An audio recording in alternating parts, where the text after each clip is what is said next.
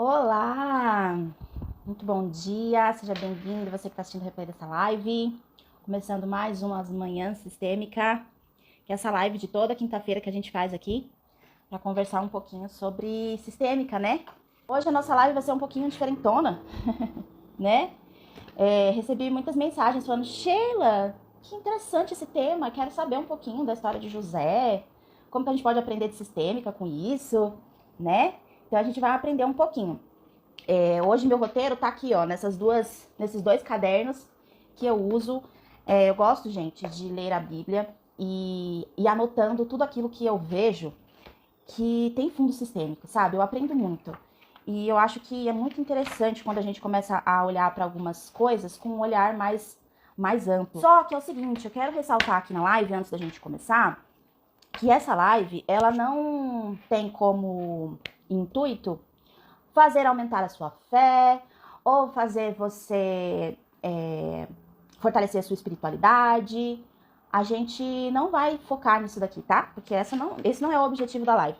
O objetivo da live mesmo é a gente olhar para a história de José, lá do Egito, na Bíblia, e a gente entender dinâmicas sistêmicas por trás dessa história, tá bom?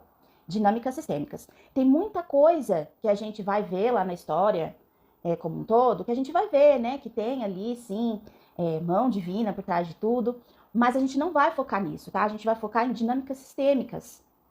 Dinâmicas sistêmicas que estão escondidas, às vezes, né, na história de José, que a gente vai trazer aqui hoje para você poder ler novamente lá e ter esse olhar, tá bom?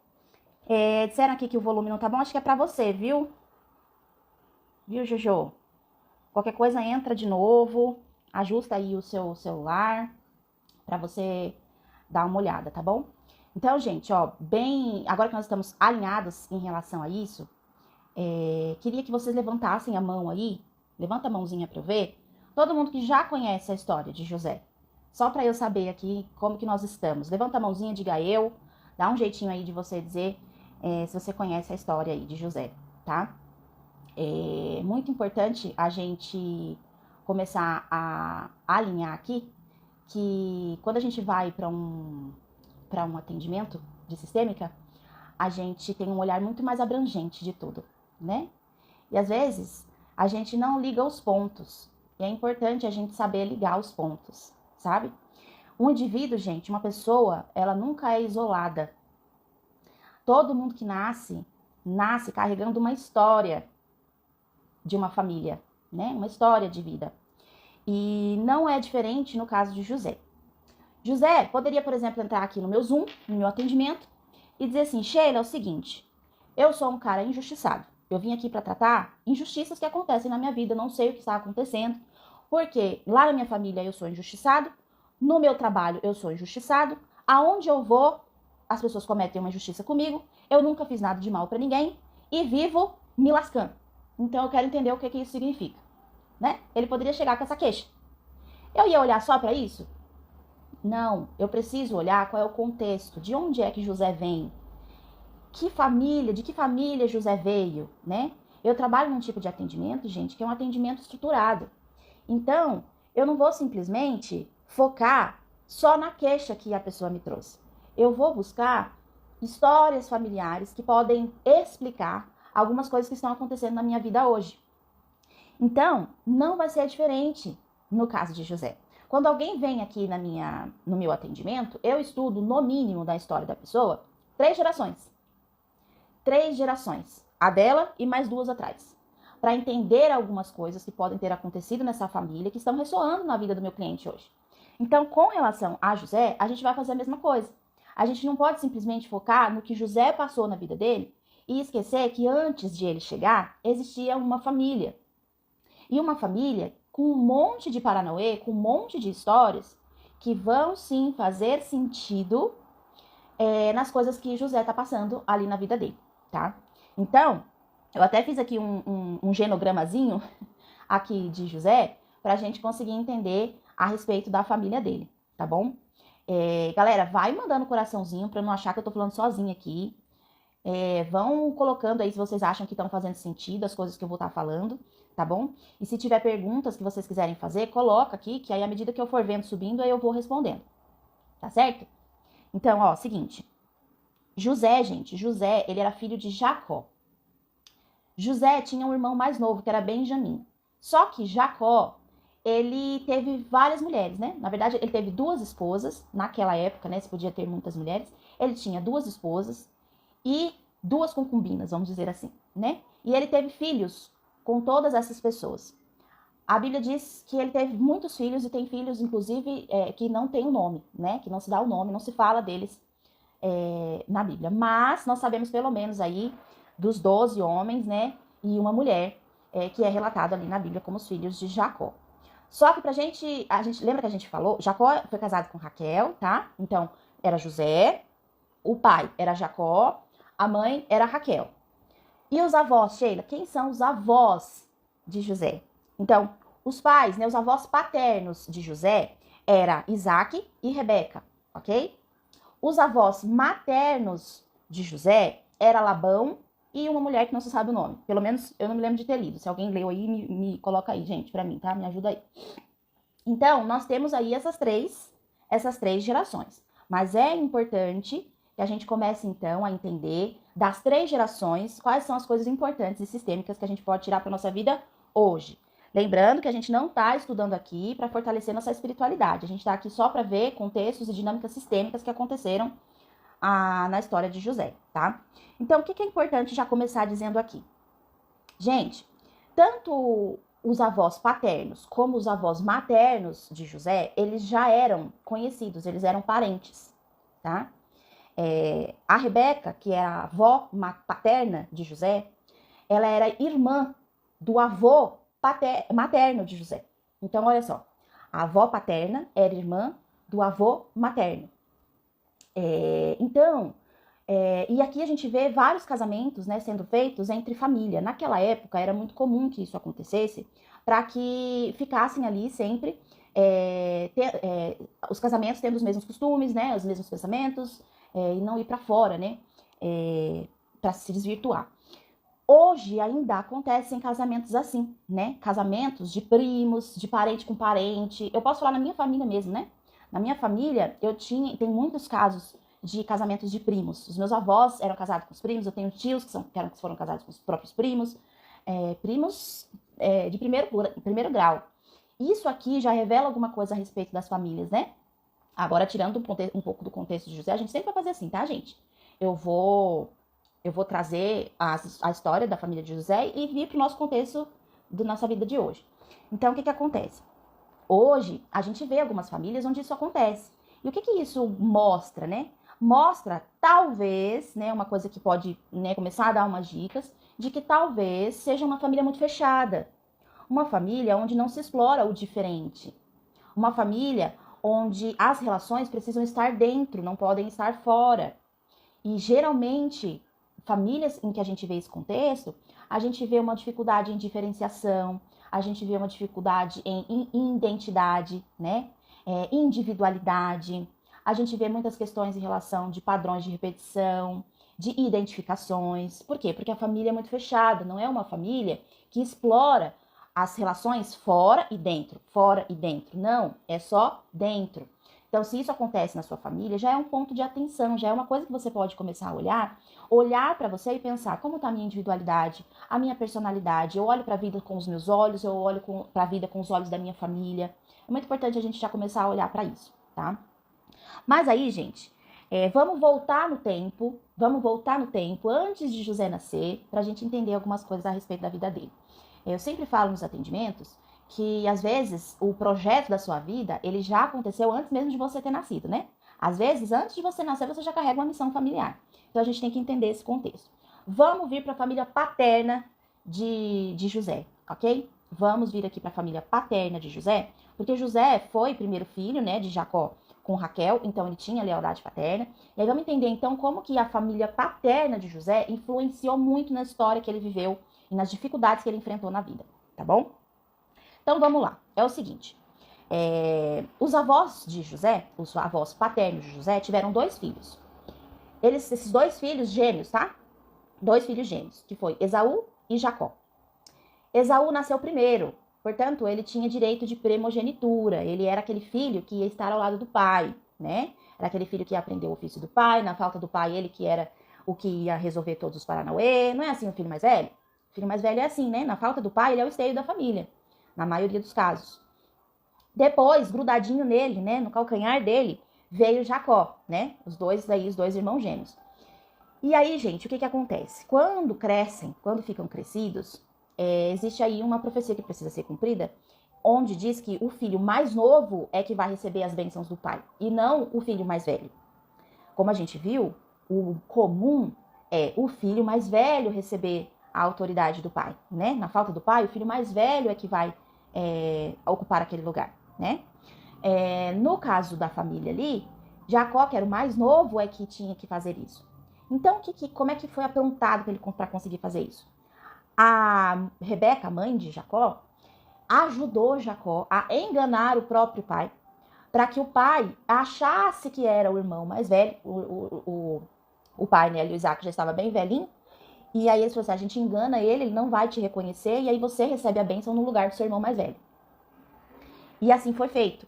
E Jacó recebeu a bênção ali do pai dele. Só que isso gerou uma briga muito grande entre esses dois irmãos, né? Porque, agora trazendo para um contexto sistêmico, quando a gente sai do nosso lugar e a gente tenta ocupar o lugar de uma outra pessoa, isso dá BO, né? Não tem como, gente. Se espera algo de uma pessoa, outra pessoa vem e se coloca no lugar e começa a fazer a função daquela outra pessoa, não vai dar bom. Esses irmãos, eles tiveram uma rixa muito grande. E a Rebeca, ela achou, inclusive, que ela ia perder os dois filhos num dia só. Imagina, que dor. E aí, para preservar a vida, Jacó, que foi aquele que usurpou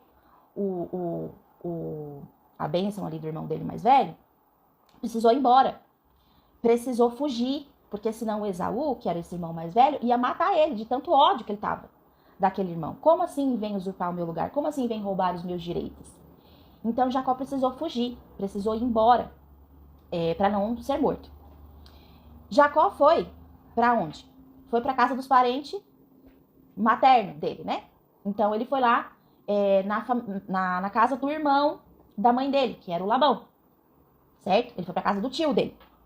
Chegando lá na casa do tio, ele é recebido super bem e lá ele encontra uma prima linda. Na hora que ele olha para aquela prima dele, ele fala: meu Deus do céu, esta mulher é a mulher certa para mim, que era a Raquel. E ele chega pro tio dele, ele fala o seguinte: olha, eu estou disposto a trabalhar por essa mulher, né, para que eu possa me casar com ela. Naquela época, né, gente, e até hoje em alguns lugares do mundo isso existe, né, você precisa dar um dote, você precisa pagar para poder se casar com aquela moça, né? Então isso mostra para aquela pessoa que você dá valor para ela, que você tem condições de bancar uma família, né? Então tem toda uma coisa aí por trás em relação a pagar para conseguir ter aquela pessoa como esposa. E ele estava disposto a trabalhar, e o Labão falou assim: olha, você pode trabalhar 7 anos para conseguir se casar com a minha filha. E assim ele fez, porque ele estava muito apaixonado e ele queria realmente Raquel como esposa. Só que aí, passados 7 anos, quando ele se casou, provavelmente ali existia algum tipo de véu, alguma coisa que tampava o rosto da noiva. E aí o que o tio dele fez? O tio dele, em vez de mandar a Raquel, mandou a irmã mais velha. Porque queria, não sei, se a irmã mais velha casasse primeiro, né? E o Jacó acabou casando, foi com a irmã mais velha, em vez de com a mulher que ele estava tão apaixonado, que era a Raquel. Casou com a Leia. E ele só veio perceber isso no outro dia, depois que o casamento já estava consumado. Então, gente, ele foi enganado. E aí aqui eu quero trazer um parênteses sobre algumas repetições, né? Então, lá atrás, ele engana o pai dele para poder conseguir uma promessa. Daí aqui, ele é enganado, né? Ele sente ali na pele o que é você ser enganado por alguém.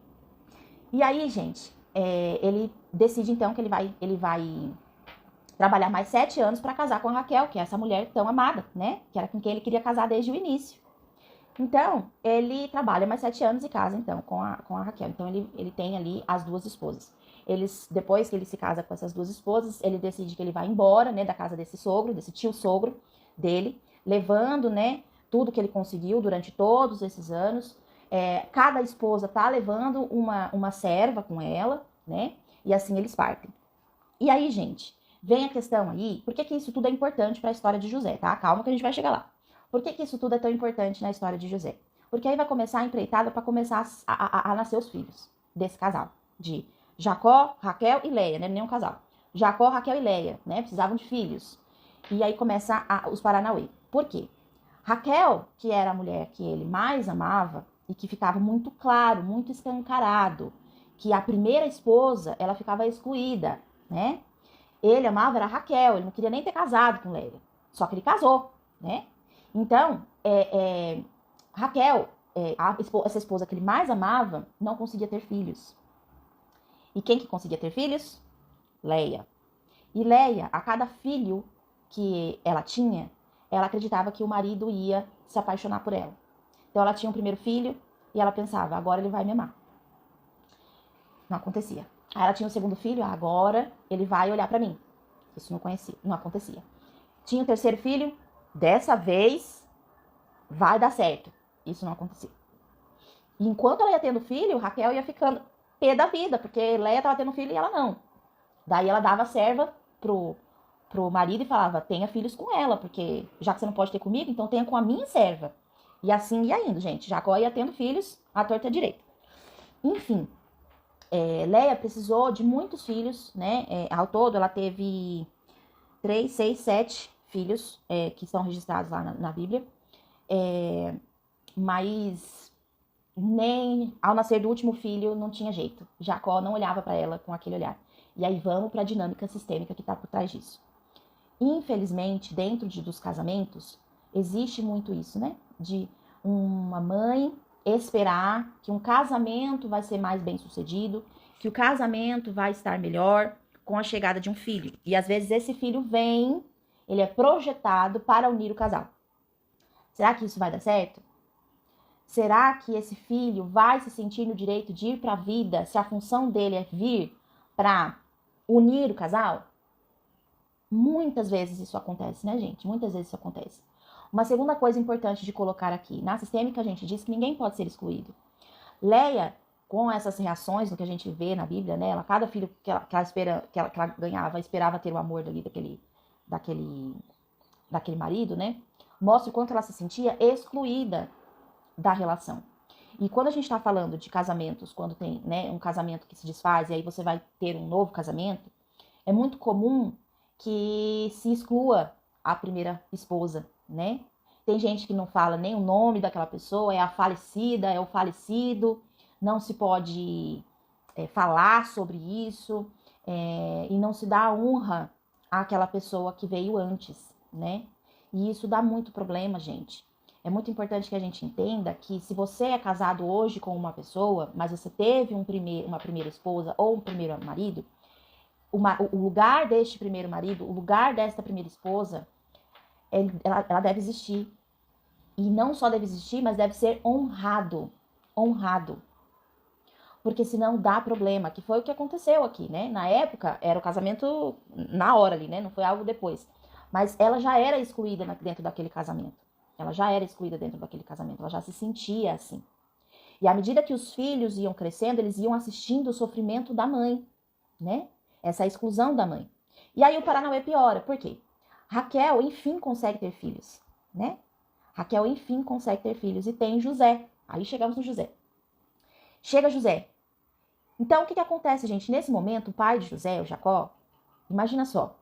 A esposa que eu mais amo, né? A esposa que eu mais amo, me deu à luz o meu primeiro filho, né? Com ela. Eu já tenho filhos com a Leia. Mas agora chegou o filho da mulher que eu amo de verdade. Então, este filho, o José, se torna, então, o filho preferido. Assim como existia a esposa preferida, agora existe o filho preferido. Como que era lá na sua casa, você que tinha irmãos? Você sentia que existia um filho preferido? Você se sentia o filho preferido? Ou você sentia que alguns dos seus irmãos é que eram o preferido da família? Gente, isso pode acontecer em muitas situações, né? E diante dessas situações, acontecem vários paranauês funcionais aí. Porque começa a ter ciúme, as coisas começam a acontecer, e brigas na família, e um irritado com o outro, né? Olha lá, a Miriam falou que o mais velho era o preferido. A Jojo disse que ela que era a preferida. Independente se você é a preferida ou se era outra pessoa preferida, vai ter problemas ali na família, né? É muito claro, é muito raro que isso fique de boa, né? Isso fique de boa. E aí, gente, foi exatamente o que aconteceu ali no caso, né? Então, os filhos de... Olha, a Ana disse que a live tá falando muito com ela. Que bom. Então, os filhos de Leia, que cresceram, viram o sofrimento da mãe, né? E aí agora, não era só a mãe que sofria, agora eram os filhos também, porque agora nós também não somos os preferidos. O preferido, o queridinho, é o José, que nasceu agora. Chegou agora e já roubou a cena, né? Depois Raquel teve mais um, que foi o Benjamin, ela faleceu no parto de Benjamin. E aí José só ficou com esse irmão da mesma mãe. Mas, olha aí, os irmãos que vinham da primeira esposa eram que tinham em mais números, né? Da esposa preferida, só vieram 2. Então, gente, o que acontece? Por causa disso, por causa dessa sensação de que eu sou menos, eu sou excluída, ninguém dá valor pra gente, né? Ah, e tem um paranauê, viu? Uma coisa que aconteceu. O Jacó deu uma roupa especial pro José. Essa roupa, né, de acordo com alguns historiadores, significava que era como se o pai estivesse dizendo assim, olha, na minha falta, você é que vai cuidar de tudo, né? Era como se fosse uma representação de que realmente você é que vai cuidar de tudo que é meu. A Miriam disse, não sou vista pela mamãe. Então, José, no caso, ele era visto, né, como preferido pelo papai. E ele recebeu essa roupa. De repente, esses irmãos veem aquele irmão que chegou depois, que é o queridinho do papai, recebendo a roupa e passando a perna em todo mundo. Na história, né, que a gente vê aqui, lendo, né, o relato, a gente vê que José, ele era inocente, né, porque ele tinha alguns sonhos, ele vinha contar, não tava nem aí, os irmãos, olha, eu sonhei que vocês todos vão se curvar diante de mim. Você imagina, gente, os irmãos já morriam de ciúme dele. E aí esse carinha vem aqui e fala que a gente vai se curvar pra ele, né? Enfim, ele era muito mimado, a verdade é essa. José, muito provavelmente, era muito mimado pelo pai, porque ele era o preferido, né? Ele era o preferido. E pra ficar escancarado que ele era preferido, então algum tipo de mimo ele recebia. A roupa, por exemplo, foi isso. E antes dele receber essa roupa, os irmãos dele viam ele como chacota, como o menininho do papai, né? O preferidinho. Esnobavam ele, desprezavam ele. Mas a partir do momento que José começou a ser realmente uma ameaça para aqueles irmãos, olha só, agora o negócio ficou sério, porque o pai vai dar tudo na mão dele, né? Já ficou muito aqui que o pai vai colocar tudo na mão dele. Aí o negócio ficou feio, porque aí aqueles irmãos começaram a bolar um esquema para se livrar daquele irmão, tá? E aí começam as dificuldades da vida de José. Mas olha só, gente, quanta coisa aconteceu antes da história de José realmente começar. Percebem? Quanta coisa aconteceu antes? E por que eu fiz questão de trazer todo esse contexto antes? Para você entender que quando você vem falar das suas queixas, quando você vem falar das coisas que você está passando, você precisa olhar para o histórico da sua família.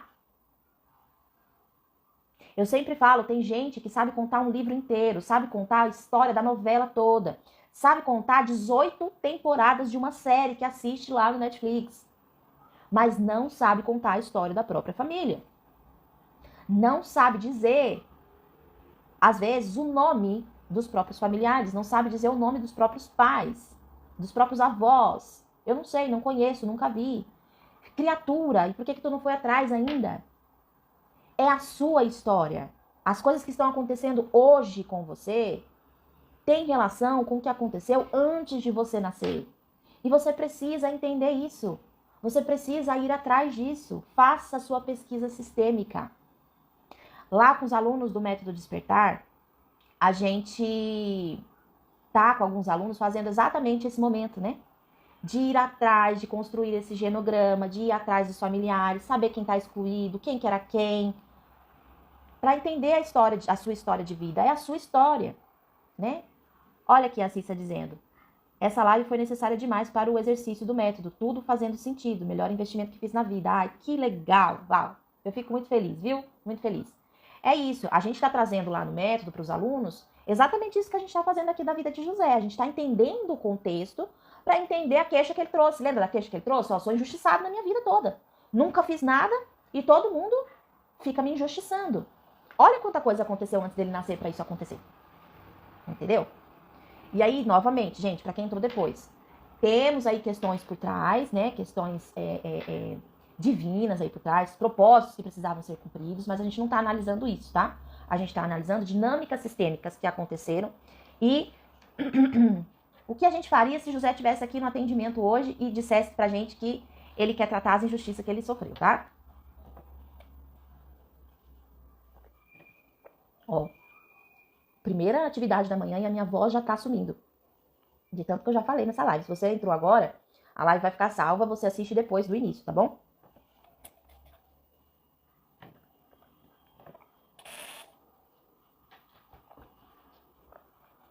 Bora lá? Ó, Gil. Isso mesmo, conhecer minha história. Aprendi com você e estou fazendo.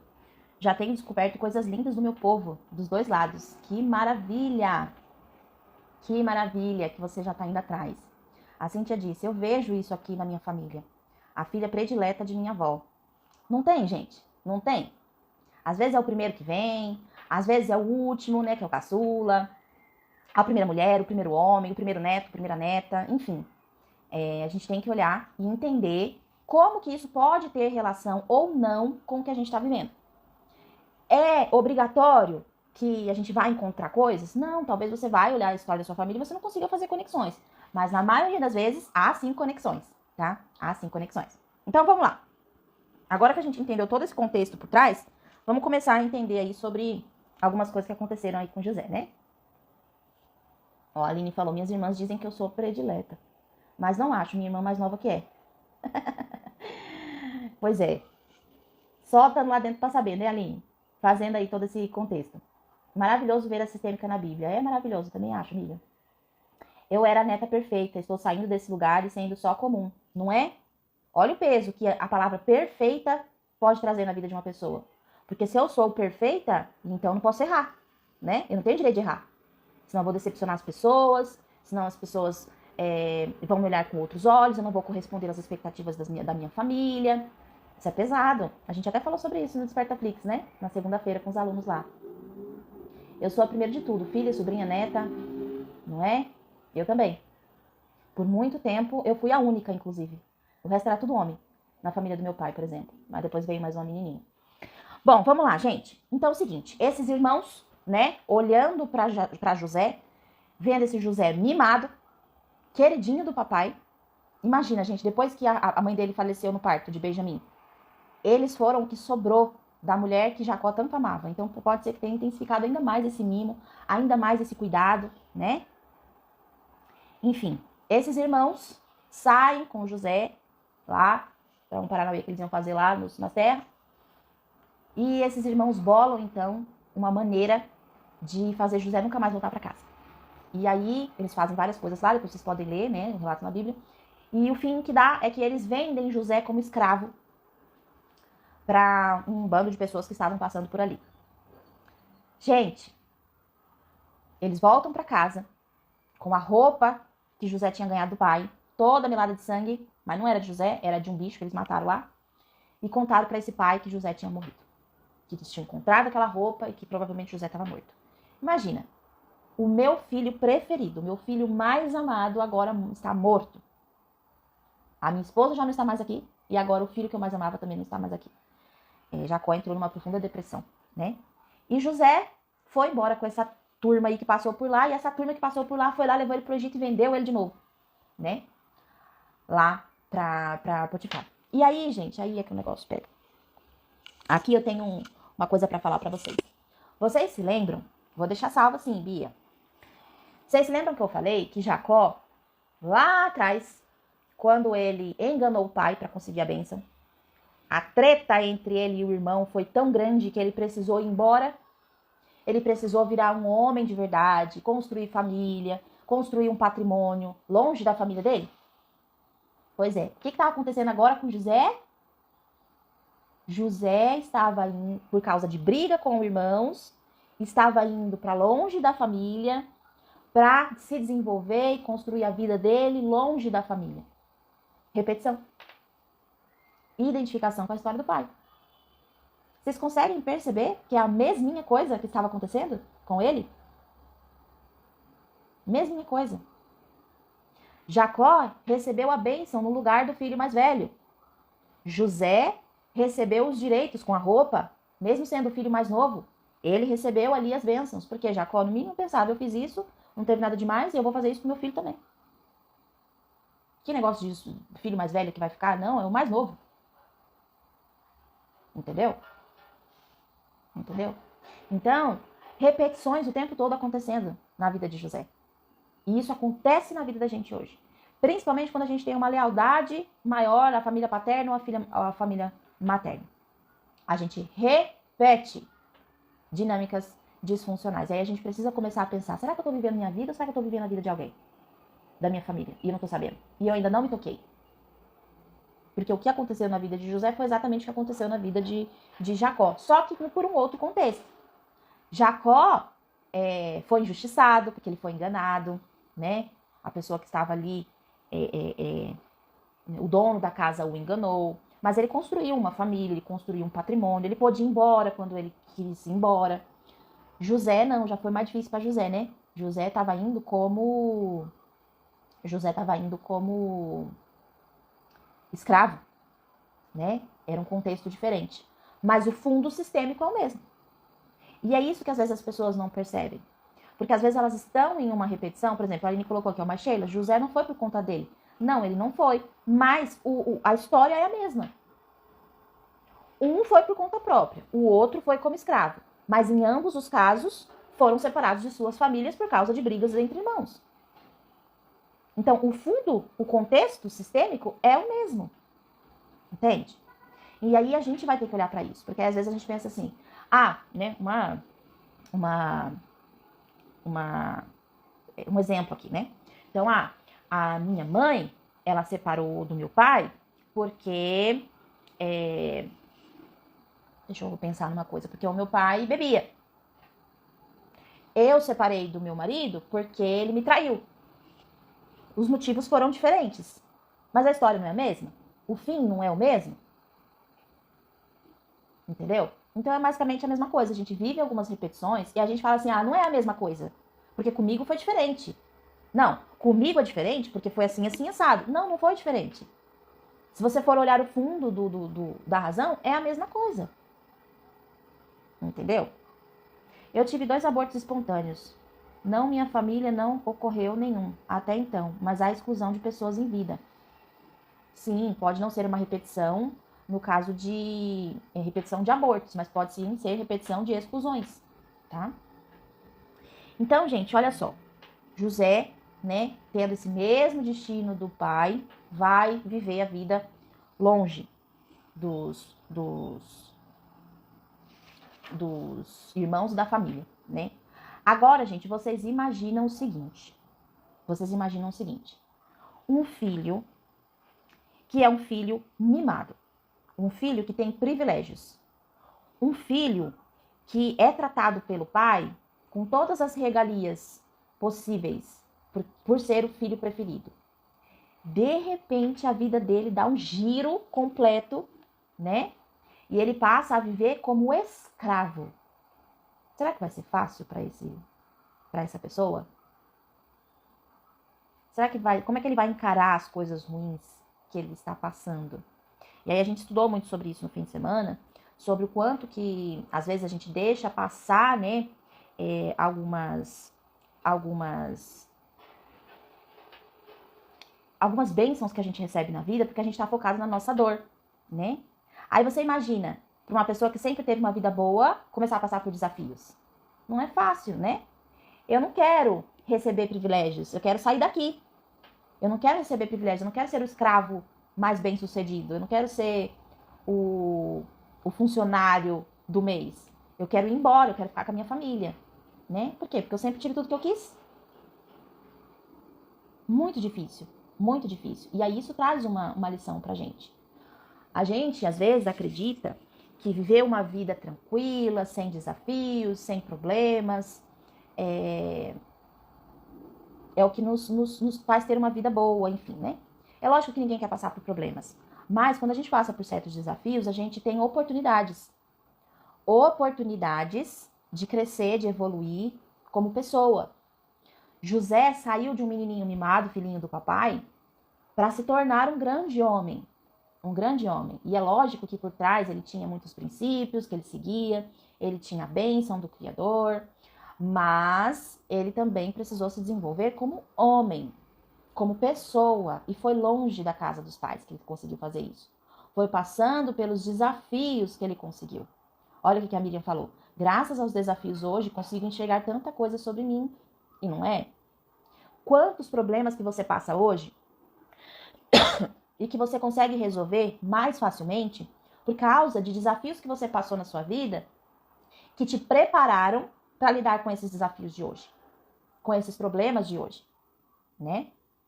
E isso aqui é um ponto importante, viu, gente? Eu sempre falo, inclusive, para os meus alunos lá. É no meio do caos que surgem oportunidades. É no meio de desafios e problemas que a gente consegue crescer como pessoa. Foi exatamente o que aconteceu com José. É lógico que seria melhor que ele não tivesse passado por tudo que ele passou. Mas as injustiças que ele passou fizeram ele se desenvolver como homem. E nós também podemos olhar para os desafios que aparecem na nossa vida como oportunidades de crescer e de evoluir. Agora, se a gente ficar só focando, foram injustos comigo, eu nunca fiz nada, eu não merecia estar passando por isso, eu aquilo, se colocar nesse lugar de vítima, só vai fazer você ficar olhando para os problemas e você não vai sair do lugar, né?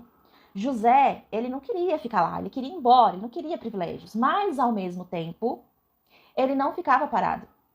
Aonde ele ia, ele era bem sucedido. E é lógico, ele tinha as bênçãos do Criador? Tinha as bênçãos do Criador. Mas ele era abençoado também porque ele fazia por onde?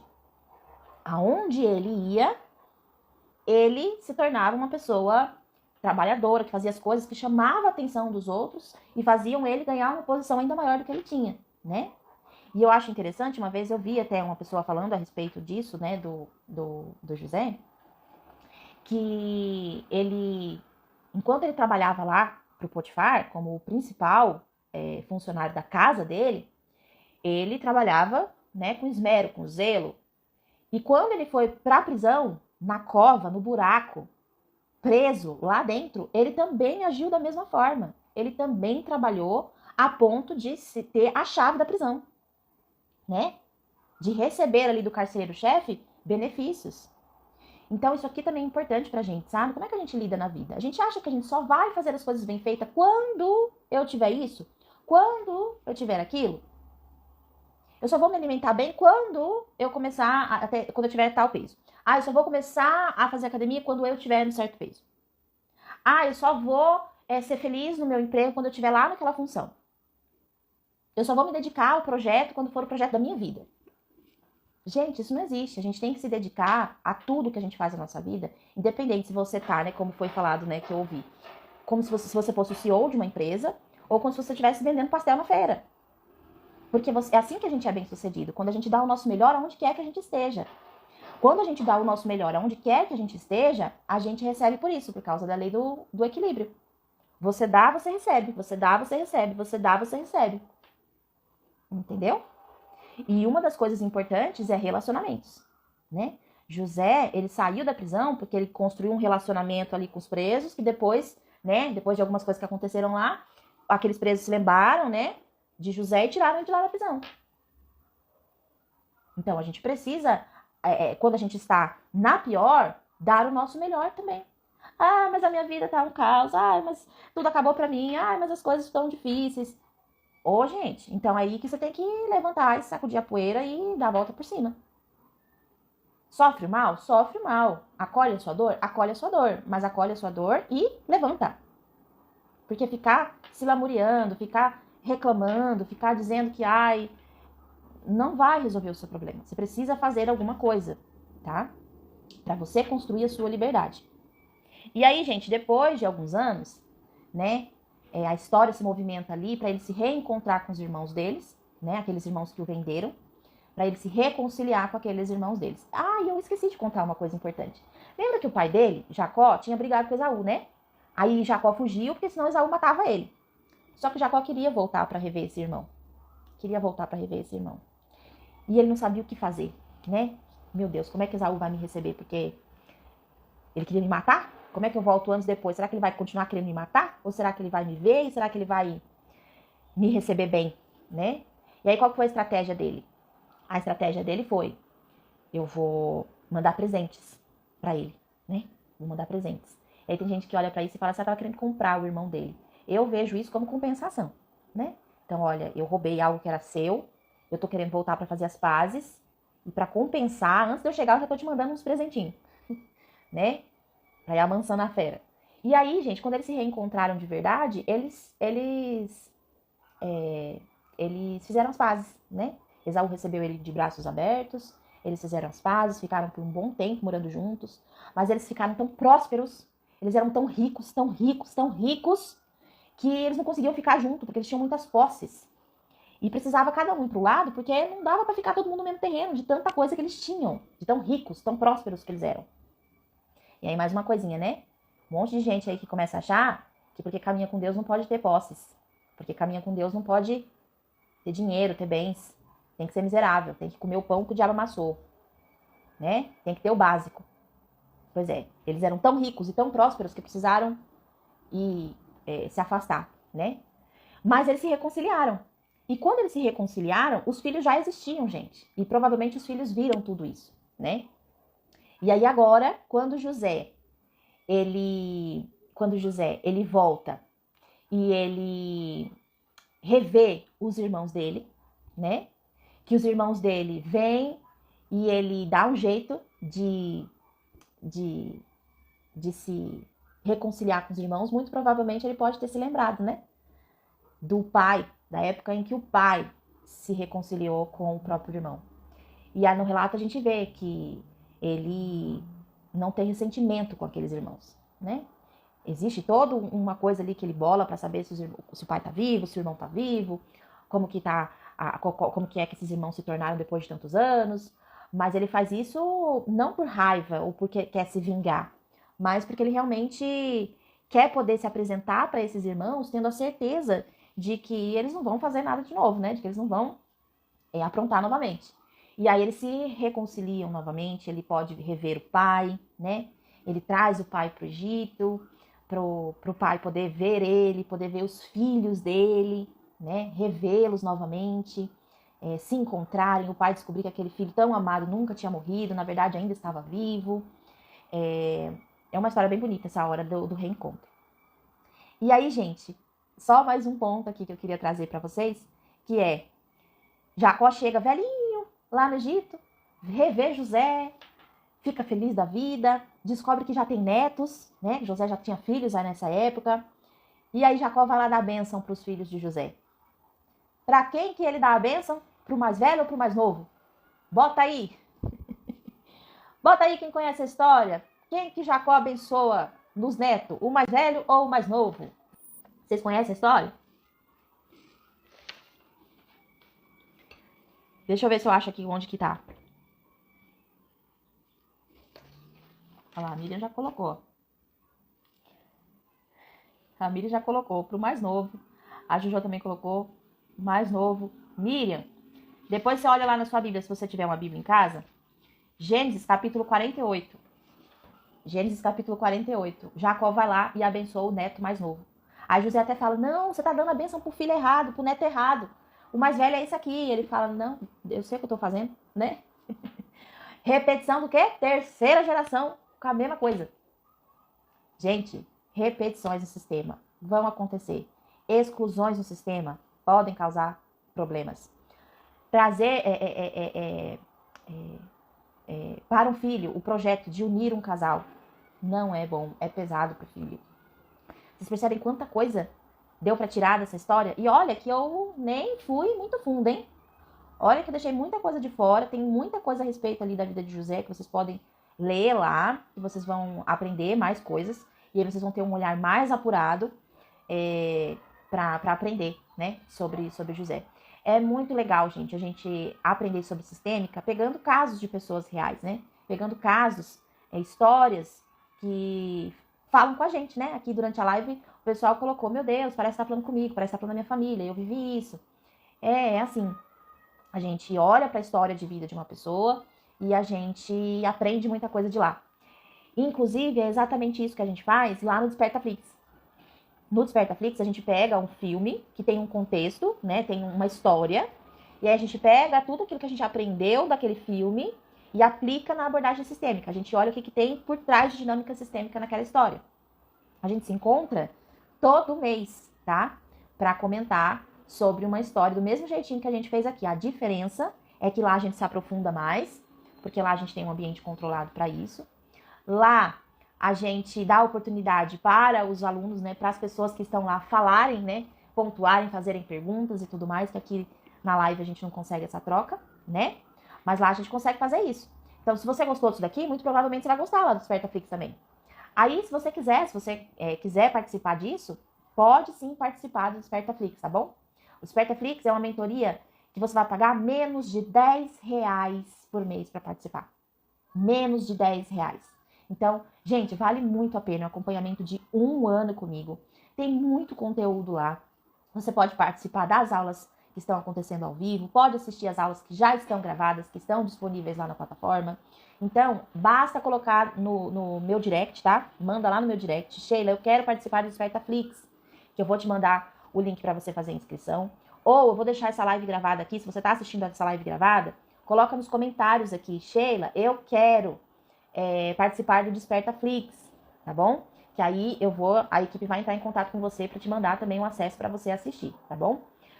Jojo, manda lá no meu direct, tá bom? Porque eu vou fechar a live e vai sumir.